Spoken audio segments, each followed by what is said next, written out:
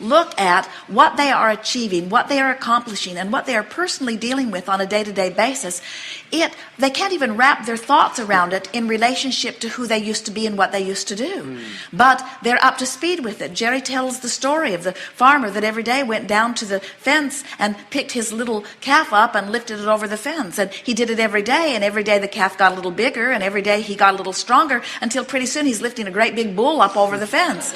And Jerry said that sort of feels a little bit like what we're doing, and we say it's not like that in the sense that you're lifting heavier and heavier things. It's like that in the sense that you're leveraging yourself in more efficient ways by utilizing the vibrations of the universe instead of bucking the current.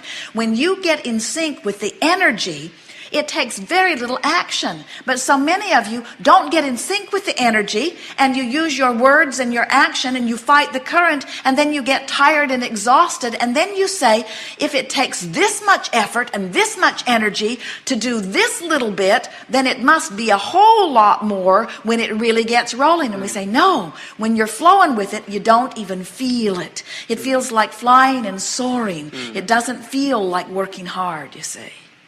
So many fairies of the universe come in concert to assist you in whatever you're wanting. So it's like doors are opening for you, and so much of the energy that you were expending in just getting by, you're no longer expending in that way. Jerry and Esther talk about this all the time, that they have the same 24 hours and the same willingness to apply a certain percentage of that to their life's work day after day, but the accomplishment is huge in comparison with what it used to be, even though they're not working any harder, they're not working any longer.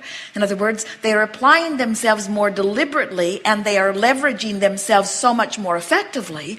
But that's what we meant earlier when we said you can't assign how many hours in a day and how many dollars per hour. You can't come up with the kind of income that some people are earning.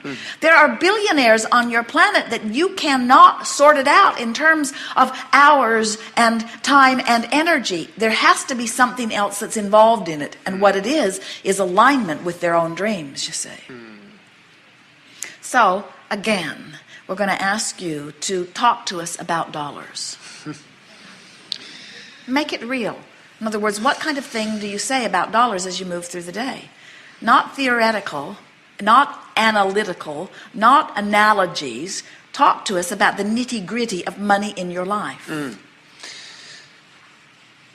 Money comes and money goes. Money in and money out. Now, how does that feel? Money in and money out. Money in and money out. Are you saying money in and money out? Or are you saying money in and money out? How do you mean that?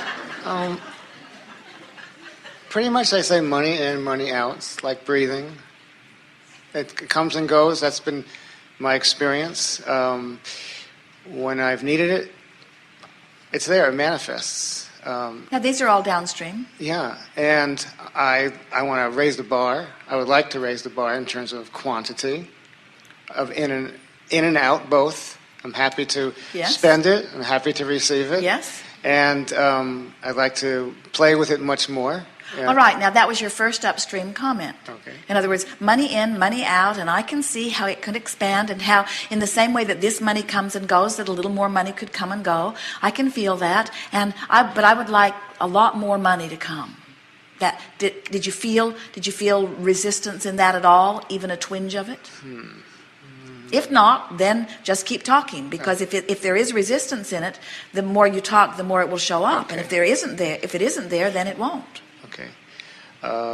So what do you mean more money? More of it available to me more often.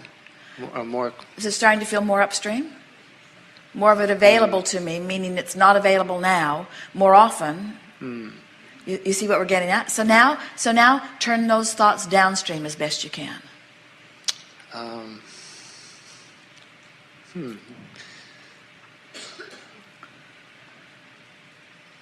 All the money I need is always available to me at any moment.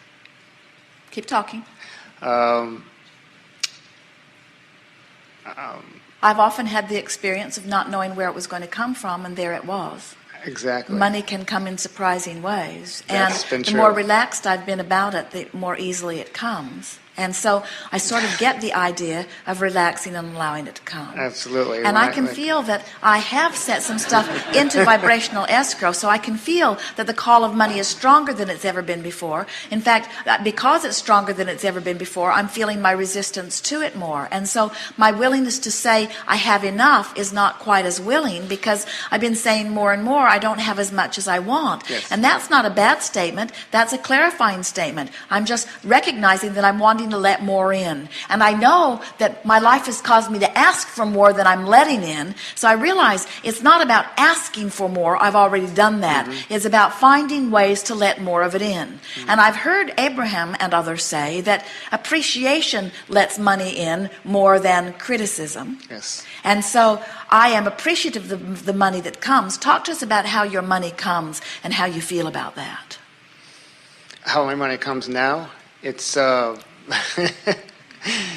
well, it comes because it exists. I stopped working, and I've made certain decisions. My life has gone a big change. I'm moving. I'm moving out of the country. Actually, I sold my house, so I have some money from selling the house, and so that's how the money has come recently.